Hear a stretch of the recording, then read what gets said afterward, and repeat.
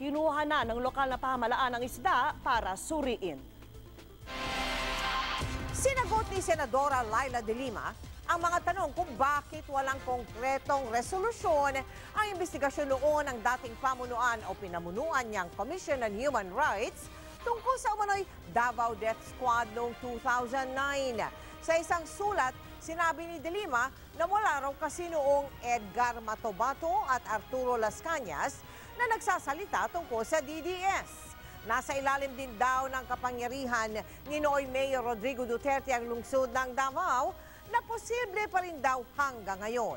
Itinuring din daw ng mga kalaban sina de Lima na chairperson noon ng CHR. Tanong ni de Lima, matapos daw ang mga pahayag ni Matobato at Las Cañas, magiging kagaya raw ba ng Davao City ang buong Pilipinas? Nakakalungkot anya na nabago na ang pamantayan ng tama at mali dahil sa mga umano'y kasinungalingan at panlilinlang.